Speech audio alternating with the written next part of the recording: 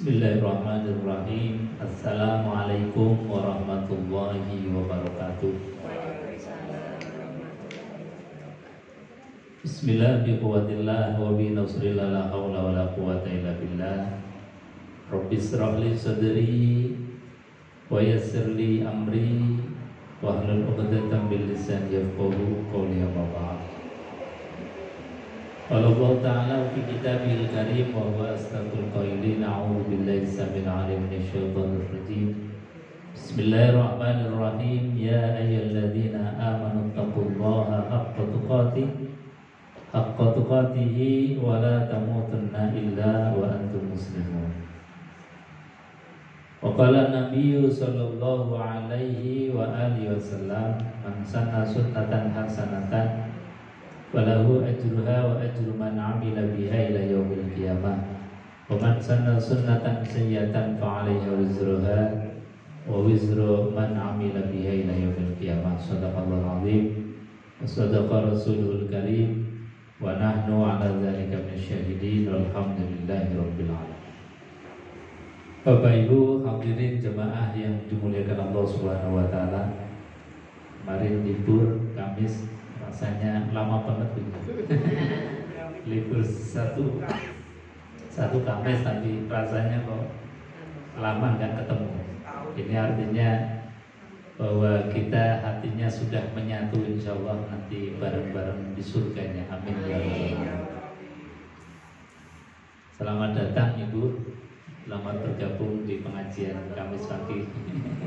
Mudah-mudahan sami-sami sareng ngaos bareng, kita belajar bareng. Mudah-mudahan termasuk golongan yang disifati oleh baginda Rasulullah SAW. Beliau mengatakan dalam kalimat yang singkat pendek tapi luar biasa maknanya. Kata Nabi SAW, khairukum, sebaik-baik kalian semua. Jadi ini bukan hanya sekedar baik, tapi sebaik-baiknya kalian, sebaik-baiknya kita. Siapa orang yang disifati Rasulullah sebagai orang terbaik? Paling tidak ada dua sifat, yang dua-duanya ada di majelis kita. Kata Rasulullah, khairukum man ta'allamal Qur'an. Satu, orang yang mau belajar Al-Quran. Itu termasuk orang terbaik. Yang kedua, wa'allama, orang yang sudah kemudian belajar terus bisa pintar mengajarkan. Dan di majelis kita ini ada dua sifat ini ada. Ada yang ngajar, ada yang belajar, sama-sama kita belajar. Artinya bahwa kita yang hadir di majelis ini bukan sembarang orang, tapi orang-orang pilihan Allah, orang yang disifati oleh Rasulullah SAW sebagai orang terbaik. Kali lagi mudah-mudahan kita betul-betul menjadi manusia pilihan terbaik, pilihan Allah Subhanahu wa ta'ala. Jadi terbaiknya bukan lewat pilkada atau pilpres, tapi kita ini memang sudah dipilih oleh Allah dengan sifat-sifat yang disampaikan oleh Rasulullah SAW. Bapak Ibu hadirin jemaah yang dimuliakan Allah Subhanahu wa ta'ala, kita lanjutkan kajian tafsir Al-Quranul Karim. Sekarang ayat yang ke-63. Di ayat yang ke-63 ini masih ada munasabah atau kaitannya. Ini masih dalam cerita Nabiullah Musa alaihissalam. Jadi ceritanya panjang. Salah satu nabi yang banyak dikisahkan, ceritanya itu diangkat, ditulis dalam Al-Quranul Karim, itu adalah Nabiullah Musa alaihissalam. Jadi Nabiullah Musa ini banyak diangkat karena sisi-sisi kehidupannya beliau itu menjadi ibrah pelajaran. Dari mulai beliau itu lahir, yang lahir itu juga sudah luar biasa, menunjukkan tentang kudrah dan irodahnya Allah, kuasanya Allah luar biasa. Allah intervensi campur tangan. Gimana nggak intervensi? Ada bayi ditaruh di kotak peti, kemudian dihanyutkan ke sungai. Kira-kira kalau Allah nggak ikut campur tangan, meninggal apa hanyut? Ya hanyut ya, meninggal. Tapi karena intervensi campur tangan Allah, dan memang ini bagian dari skenarionya Allah, maka bayi yang dalam keadaan lemah, tidak ada pengawasan sama sekali, bahkan terapung-apung di atas air.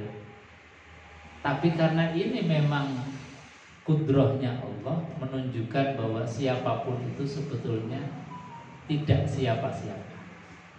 Kita ini tidak siapa-siapa. Jadi kalau kita masih merasa siapa-siapa, masih merasa bisa, justru Allah kadang biasanya angkat tangan, lepas tangan. Tapi kalau kita sudah yakin bahwa kalau Allah sudah memerintahkan sesuatu, maka Allah pasti akan tanggung jawab. Nah, termasuk diantaranya adalah ketika ibundanya Nabiullah Musa alaihissalam diberikan ilham oleh Allah. Ilhamnya disuruh anak ini dihanyutkan. Nah, logika pikiran kita, anak bayi dihanyutkan kan ya wis innalillahi wa inna ilaihi raji'un, sudah selesai. Tapi karena ini ilham memang yang memerintahkan Allah, sesuatu yang di luar logika manusia pun akhirnya jadi logis. Ya, seperti Nabiullah Ibrahim alaihissalam yang kemarin di Idul Adha kita peringati, kita napaktilasi, perintah yang di luar logika manusia. Masa perintah kok disuruh nyembelih anak? Ini kan bukan hanya sekedar gak masuk akal, tapi sudah kriminal. Kalau sekarang ada orang tua terus kemudian anaknya sendiri disembelih, kira-kira masuk penjara nggak? Pasti, karena itu kriminal. Tapi Nabiullah Ibrahim alaihissalam, beliau mimpi dan beliau yakin. Yang awalnya memang masih ragu, ini betul perintah Allah atau hanya was-wasnya setan saja. Sampai 3 kali kok sama. Inni arafil manami anni azbahuka fanzur mazatar. Wahai anakku, tadi malam saya bermimpi, mimpi untuk menyembelih kamu, wahai Ismail. Ini saja masih didiskusikan dengan Ismail yang mau disembelih. Jadi anak disampaikan bahwa engkau mau disembelih atas perintah Allah, masih dimintai sarannya. Kata Ibrahim, fanzur mazatar, kira-kira apa pendapatmu nak? Kalau anak sekarang ditarik bisa minggat. Bukan hanya minggat, malah lapor polisi. Karena memang tidak mungkin lagi ada wahyu datang dari kita, kepada kita. Artinya perintah apapun yang di luar logika manusia untuk zaman sekarang itu berarti sudah kriminal, bukan lagi wahyu. Karena wahyu sudah stop, sudah disempurnakan dengan turunnya Al-Quran. Apapun itu kemudian standarnya, ukurannya adalah Al-Quran. Maka ketika kita misalnya kok malam-malam mimpi, sampai mimpinya 3 kali barangkali, ya kita ukur saja dengan ukurannya Quran. Quran perintahnya apa? Jangan-jangan meskipun itu kita mimpi sampai 3 kali, maka kita harus tafsirkan mimpi itu dengan standar Al-Quran. Gak bisa kemudian ini berarti pasti wahyu dari Allah. Apalagi ngaku sebagai nabi. Apalagi zaman sekarang ini luar biasa. Sebentar-sebentar ada nabi palsu, nanti muncul lagi kelompok nabi palsu lagi. Jadi Quran ini sebagai standar barometer. Makanya kita belajar Quran supaya tadi apa-apa yang kita lakukan dalam keseharian kita Dari mau tidur sampai bangun tidur sampai menjelang tidur kembali, itu kita ukurannya dengan ukuran Al-Quran. Bapak Ibu hadirin jamaah yang dimuliakan Allah. Jadi perintah yang di luar logika manusia, tapi karena itu memang perintah Allah, maka pasti Allah itu akan turun tangan. Nabiullah Ibrahim dengan keikhlasannya mau menyembelih anak putra tercintanya karena yakin bahwa itu perintah Allah dan ikhlas betul, Allah langsung gantikan sesuatu itu dengan secepatnya, dengan kontak. Nabiullah Musa alaihissalatu wassalam pun demikian, disuruh untuk dihanyutkan, dan ini memang perintah Allah. Ibunya Nabiullah Musa untuk malam hari itu diberikan ilham supaya anaknya selamat. Di antara ikhtiarnya adalah anak bayi yang baru lahir ini kemudian ditaruh di dalam peti, dihanyutkan. Dan dihanyutkannya ini karena perintah Allah, makanya sudah tawakal. Wa may yatawakkal 'ala Allah fahuwa hasbuh. Barang siapa yang bertawakal kepada Allah, maka segala sesuatunya itu akan dicukupkan oleh Allah Subhanahu wa taala. Bayi yang baru lahir belum bisa apa-apa saja itu dikawal, dijaga oleh Allah dengan ketakwaan dan ketawakalannya. Apalagi kita. Makanya yang paling penting di antara cerita tadi, dari mulai bayinya Nabiullah Musa itu adalah menanamkan sifat tawakal, bergantung penuh hanya kepada Allah, itu yang harus selalu kita tanamkan. Penyakitnya tawakal itu adalah sering merasa bisa. Jadi kadang kita diberikan ilmu merasa bisa, punya polisi, punya solusi tersendiri, sehingga apa? Kurang tawakalnya kepada Allah. Diberikan harta banyak, kadang-kadang merasa dengan harta ini saya bisa ini, saya bisa ini. Sehingga apa? Ketergantungan tawakalnya kita kepada Allah mulai luntur. Nah, ini penyakitnya. Penyakitnya keumuman kita, orang itu diberikan kelebihan apapun seringkali menjadikan tawakalnya itu berkurang. Nah, ini yang harus kemudian kita rubah lagi, kembalikan lagi. Kita diberikan harta banyak, kita diberikan ilmu, kita diberikan kesehatan, jabatan dan lain sebagainya. Jangan sampai kemudian menjadikan kita itu merasa bisa, merasa kemudian tidak butuh lagi Allah Subhanahu wa taala. Kalau sudah sampai tingkat tidak merasa butuh Allah, itu sudah bahaya. Sudah bahaya. Nah, ini pentingnya ngaji supaya apa? Tadi bawaan-bawaan manusia seperti sifat congkak, sombong, merasa bisa ini, kalau nggak dikendalikan dengan ngaji, kalau nggak dikendalikan dengan kita membaca Quran, itu rasanya ya deladra. Deladra itu artinya nggak terkendali, karena ini sifat bawaan manusia, sifat manusia.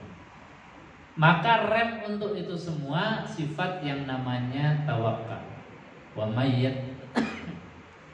yattaqillaha makhraja wa yarzuqhu min haitsu la yahtasib. Barang siapa yang bertakwa kepada Allah, maka Allah pasti berikan makhraja, tempat keluar dari segala problematika hidup. Jadi problematika hidup di antara solusinya itu tawakal. Masrahkan sepenuhnya kepada Allah, tapi juga kita ikhtiar. Jadi tawakal ya iya, kita bergantung pada Allah. Ya Allah, sudah masalah hidup, masalah penyakit, masalah apapun sudah saya pasrahkan kepada Engkau. Artinya bahwa apapun yang Kau kasih ini pasti yang terbaik. Ketika dikasih sehat saat ini, alhamdulillah, ini berarti momentum terbaik, saat terbaik, waktu terbaik. Ketika mungkin nanti suatu saat diberikan sakit oleh Allah pun sama pandangannya. bahwa ini ya Allah Engkau kasih sakit, pasti ini yang terbaik. Karena dengan sakit maka menjadi kafarat li jami'il dzunub, penutup dari dosa-dosa kita.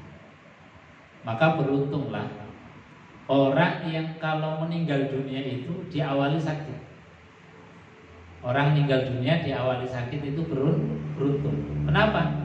Karena proses menjelang wafat akhir hayatnya itu dosanya itu sudah mulai dibersihkan. Jadi di antara keuntungan fadilah menjelang wafat itu ada sakitnya dulu. Wong Rasulullah SAW itu beliau yang maksum, tidak punya dosa saja. Itu diberikan oleh Allah Subhanahu wa taala sebagai pelajaran, sebagai contoh bagi kita. Rasulullah ya sakit. Beberapa hari sebelum meninggal dunia itu beliau sempat merasakan sakit. Nah, sakitnya Rasulullah tentu bukan menjadi kafarah, karena Nabi itu orang yang maksum, terbebas dari salah dan dosa.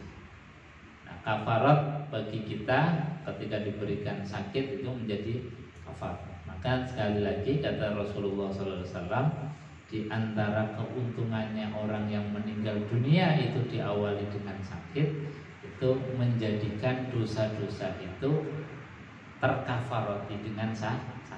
Meskipun sakitnya itu panas, meskipun sakitnya itu yang ringan-ringan atau sakit apapun, itu bagian dari kafarat. Jamaah yang dimuliakan Allah Subhanahu wa taala.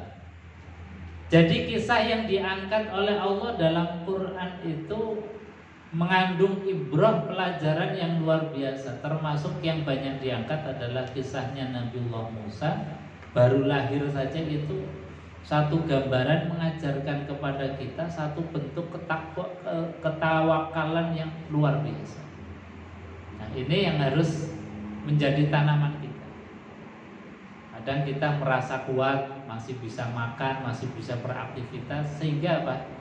Nilai merasa butuhnya Allah itu tadi merasa kemudian berkurang. Tapi kalau kita melihat ceritanya Nabiullah Musa, ya Allah, bayi kecil gak bisa apa-apa, koyo di rumah Engkau ya Allah, dijaga Engkau ya Allah, bahkan diselamatkan, didamparkan di pinggir istana yang menjadi kemudian asuhan dari raja yang sangat luar biasa yang kita kenal dengan Raja Fir'aun. Jadi kadang orang itu ya tumbuh besar di lingkungan orang-orang yang tidak baik, tapi tetap dalam keadaan baik. Ini juga pelajaran. Kadang kita pengennya ideal. Ideal itu lahir di keluarga yang baik-baik, kemudian nanti menjadi orang baik, nanti akhirnya menjadi akhir yang baik, endingnya jadi surga. Nah, kalau gitu ya nggak ada orang yang nggak pengen. Tapi skenarionya Allah itu nggak seperti itu. Kadang-kadang orang baik dilahirkan di rahim orang yang tidak baik, dibesarkan di keluarga yang tidak baik, tapi tetap menjadi orang baik. Ini kan luar biasa. Jadi orang hidup di lingkungan tidak baik, bahkan dilahirkan dari rahim seorang ibu yang tidak baik, tapi menjadi orang yang baik. Ada juga orang yang dilahirkan dari rahim yang baik-baik, ibu yang solehah, di keluarga yang baik-baik, tapi hasilnya tidak baik. Itu juga Pak. Itu sangat apa ya? Kalau bahasanya kita, Allah itu lagi bully kita, menunjukkan bahwa Allah itu ala kulli syai'in qadir, terhadap segala apapun itu bisa. Jadi menjadikan orang baik di tengah keluarga yang tidak baik juga bisa. Menjadikan orang tidak baik yang dididik dari orang baik juga bisa. Nah, termasuk Fir'aun ini dididik di tengah-tengah orang yang paling dibenci oleh Allah, orang yang memproklamirkan diri sebagai Tuhan, tapi tetap dalam keadaan keimanannya tidak. Bahkan kemudian menjadi orang yang mendakwah. Ini kan satu hal yang luar biasa. Maka kita kadang-kadang tidak usah pesimis ketika misalnya kita berada di lingkungan yang tidak ideal, kita di lingkungan yang tidak baik-baik saja. Ya kita nyontoh, happy-happy saja. Nabi Musa alaihissalam juga dalam keadaan menjaga iman meskipun di tengah-tengah keluarga yang tidak beriman. Bahkan banyak contoh yang dikisahkan di dalam Quran. Ada yang suaminya iman, taat kepada Allah, istrinya membangkang, gak mau taat. Itu juga ada. Sinten Bu? Nabiullah Nuh alaihissalam, Nabiullah Lut alaihissalam. Itu suaminya orang soleh, orang baik, bahkan seorang nabi, tapi istrinya nggak ikut dakwahnya beliau. Ada juga orang yang di tengah-tengah keluarga yang dalam keadaan kafir, tapi istrinya itu orang yang taat, solehah, luar biasa baik. Itu istri Fir'aun. Fir'aun begitu laknatnya, yang begitu luar biasa, dibenci oleh Allah Subhanahu wa ta'ala, tapi punya istri solehahnya luar biasa. Ada yang keluarganya semuanya beriman, anak-anaknya nurut, alhamdulillah. Seperti Nabiullah Ibrahim alaihissalam. Itu juga luar biasa. Beliau beriman, anak-anaknya semuanya beriman, bahkan menjadi nabi dan rasul, termasuk Rasulullah Shallallahu Alaihi Wasallam. Artinya apa? Bahwa hidup ini ya memang sudah pilihannya Allah Subhanahu wa ta'ala. Kita hanya tugasnya ikhtiar menjadikan ideal, meskipun kadang-kadang ya tidak ideal. Tapi harus kita terima sebagai fakta, sebagai qadar dan takdirnya dari Allah Subhanahu wa ta'ala. Nah, itu yang kita memanage hati di dalam menerima apapun takdirnya dari Allah Subhanahu wa ta'ala. Ada pengennya tadi ideal, anak lahir sudah niati, sudah punya cita-cita yang menjadi anak baik, dididik di sekolah yang baik. Tahu-tahu juga anak punya jalannya sendiri. Ini sebagai bentuk takdirnya Allah Subhanahu wa ta'ala. Maka di dalam kisah Nabiullah Musa alaihissalatu wassalam, ini termasuk yang di ayat 63 ini, Allah sampaikan, wa iz akhadna mitsaqakum wa rafa'na fawqakumut tur khudzu ma atainakum biquwwatin wadhkuru ma fihi la'allakum tattaqun. Jadi ketika Nabiullah Musa alaihissalatu wassalam itu diminta oleh kaumnya untuk supaya kaumnya itu diberikan kitab dari Allah. Kemudian Nabiullah Musa alaihissalatu wassalam matur kepada Allah dan mengajak muridnya supaya menjadi saksi bahwa Nabiullah Musa alaihissalatu wassalam itu mendapatkan wahyu.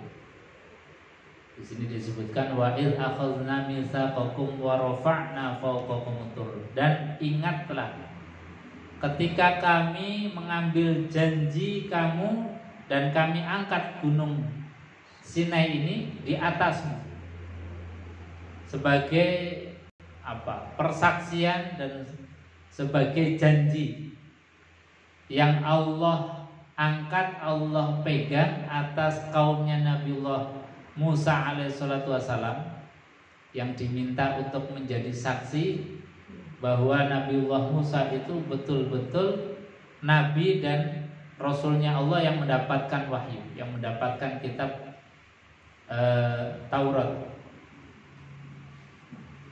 Kemudian Allah sampaikan, khudzu ma atainakum biquwwah. Peganglah teguh-teguh apa yang telah kami berikan kepadamu, biquwah, dengan sekuat tenaga. Wazkuru ma fihi la'allakum tattaqun. Dan ingatlah apa yang ada di dalamnya agar kamu menjadi orang yang bertakwa. Diberikan oleh Allah Subhanahu wa taala kitab sebagai jalan hidup, petunjuk. Maka siapapun yang memegang teguh terhadap kitab-kitab yang Allah berikan, yang turunkan kepada para nabinya, maka diharapkan menjadi orang yang bertakwa kepada Allah. Takwa itu maknanya ya orang yang tunduk, patuh terhadap apapun yang diperintahkan Allah Subhanahu wa taala. Jadi terhadap apa yang disampaikan Allah dalam kitab-kitabnya, Zabur, Taurat, dan Injil, itu adanya kita hanya bisa mengatakan sami'na wa ata'na.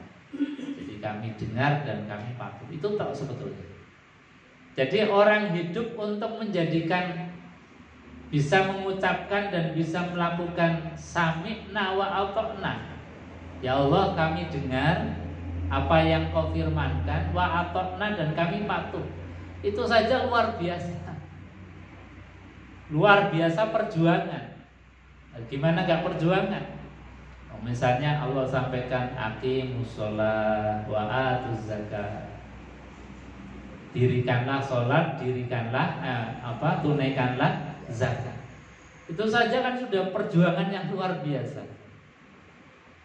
Jadi kalimatnya simple, tapi untuk kita bisa mengatakan sami'na wa ata'na, ya Allah, aku dengar firman-Mu, aku dengar ayat-ayatmu, kalam-kalammu, wa ata'na, dan kami patuh. Nah, kami patuhnya ini tadi butuh latihan, butuh perjuangan, dan butuh ilmu. Makanya orang yang punya kesadaran bahwa kita ini punya Tuhan Allah, kemudian kita lambari dengan ilmu, itu rasanya menjadi orang yang takut. Nah, takut itulah yang disifati sebagai takwa. Jadi takwa itu ada rasa kesadaran bahwa Allah telah memerintahkan kepada kita, diantaranya adalah waqimus shalah wa atuz zakat. Artinya kalau kita sholat berarti lagi tunduk kepada perintahnya Allah. Kalau kita lagi tidak sholat berarti sedang meninggalkan perintahnya Allah Subhanahu wa taala.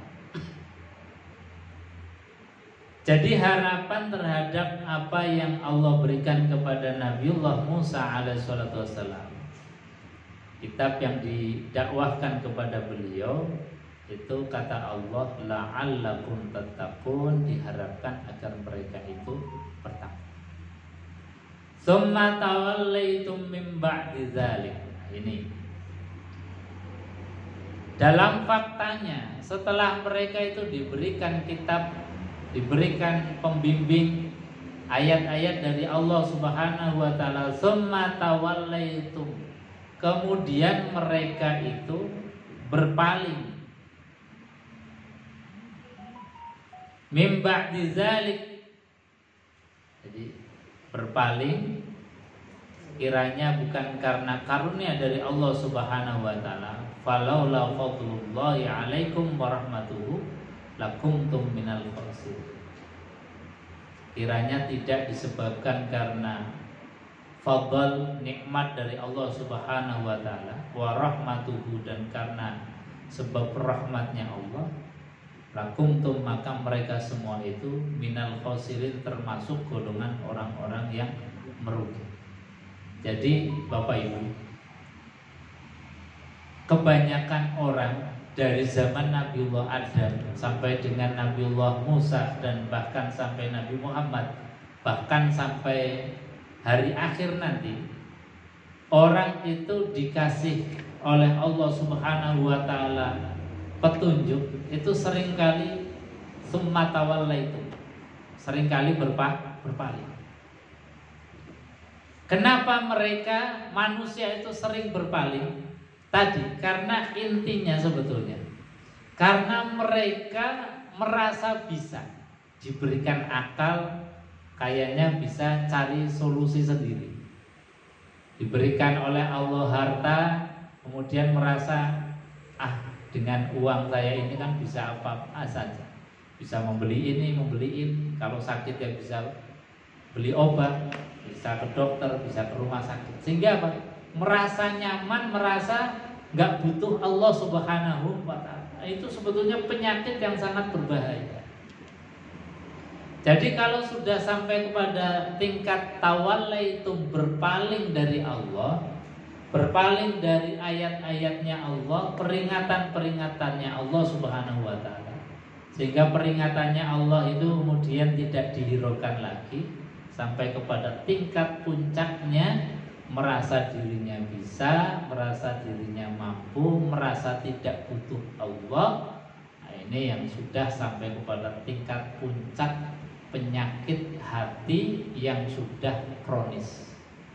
Penyakit hati yang sudah kronis, dan itu butuh penyembuhannya luar biasa. Dan tidak ada dokter penyakit hati, itu belum ada. Penyakit hati yang sifatnya rohani, bukan penyakit hati liver. Kalau penyakit hati liver itu banyak spesialis. Tapi kalau penyakit hati yang sifatnya rohani, tidak ada orang yang bisa mengobati. Paling banter mendiagnosa, memberikan ciri-cirinya, atau mendiagnosa kira-kira gambarannya seperti apa. Yang bisa mengobati ya dirinya sendiri. Yang bisa mengobati ya diri kita sendiri. Kalau kita kemudian tidak punya perangkat piranti ilmu dari Al-Quran, hampir tidak mungkin kemudian kita bisa mengobati diri sendiri. Jangankan mengobati, merasa bahwa dirinya punya penyakit hati yang kronis saja nggak punya. Ini kan sudah sakit, nggak sadar kalau dirinya sakit. Ya bagaimana mungkin mau mengobati? Tapi orang yang baca Quran itu pasti kemudian punya kesadaran diri. Oh, ternyata saya ada penyakit hati. Apa penyakit hatinya? Merasa bisa, merasa mampu, merasa nggak butuh Allah. Wah, itu sudah puncak-puncaknya penyakit hati kronis. Dan ini nggak bisa kecuali kita tadi ada perenungan, tadabbur, ya Allah, kok saya jadi begini ya, dikasih harta banyak malah lupa dengan Engkau, dikasih sehat juga malah lupa dengan Engkau, dikasih sesuatu kemudian menjadikan kita itu merasa berlepas diri, merasa tidak membutuhkan Allah Subhanahu wa Ta'ala. Makanya ayat ini menjadi penting. Kenapa mereka, orang-orang kaum Bani Israel itu menjadi orang yang dibenci oleh Allah Subhanahu wa Ta'ala? Ya karena tadi dikasih petunjuk, peringatan malah berpaling,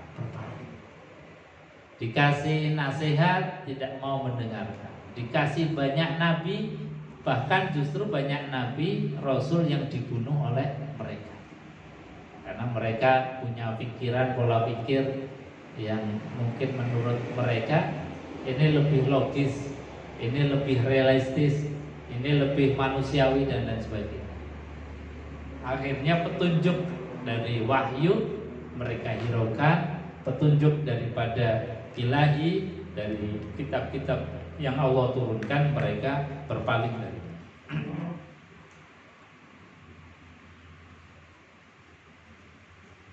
Jadi kita supaya tidak menjadi golongan yang disifati oleh Allah Subhanahu wa Ta'ala minal khosirin, ketika diberikan fadl, nikmat karunia, warahmah, dan juga kasih sayang, itu betul-betul kita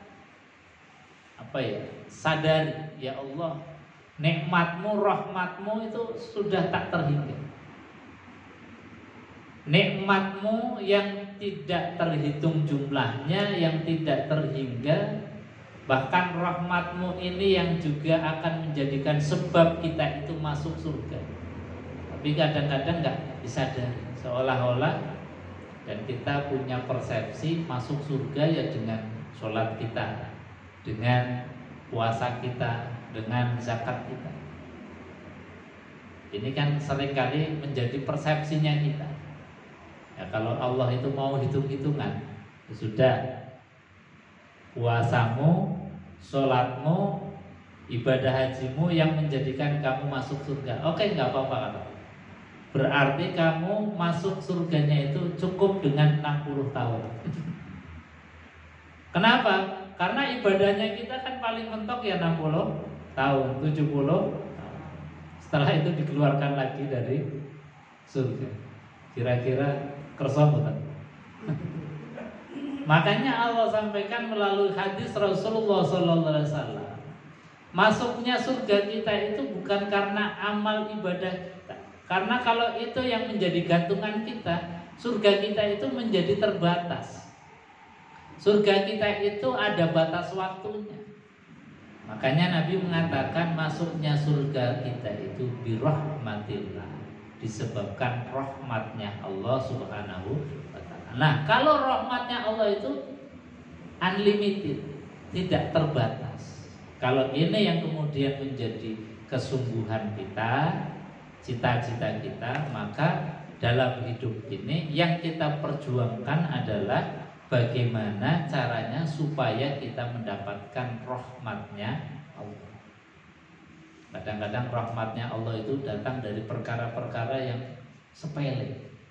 Dalam hadis itu banyak dikisahkan, banyak orang yang dapatkan rahmat hidayah itu dari perkara yang sepele. Ada perempuan nakal itu lagi mau ngambil air, samping sumur itu ada anjing yang ngais-ngais karena saking hausnya. Perempuan nakal ini ambil air dengan sepatunya, disahkan di dalam hadis. Kemudian diminumkan air ke anjing itu. Kelihatannya sepele. Dan kita juga kadang-kadang nggak peduli terhadap makhluknya Allah yang dalam keadaan kehausan. Tapi justru dalam keadaan yang genting semacam itu, seringkali rahmatnya Allah Subhanahu wa ta'ala itu turun. Makanya kemudian walhasil perempuan ini dibukakan pintu hatinya, diberikan hidayah oleh Allah, akhirnya mereka menjadi orang yang beriman.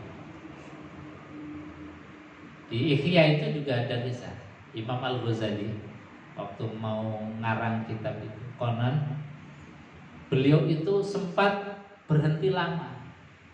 Karena apa? Tinta mangsinya beliau itu dulu kan nggak pakai pen gitu. Jadi mangsinya masih mangsi yang cair gitu. Kemudian ada lalat yang hinggap yang seperti lagi nyecep airnya atau nyecep tintanya, atau sekedar hinggap untuk istirahat. Itu Imam Al-Ghazali nggak berani musir sampai lalat itu betul-betul pergi dengan sendiri. Bahkan beliau itu nunggu nggak nulis sampai beberapa waktu yang cukup lama.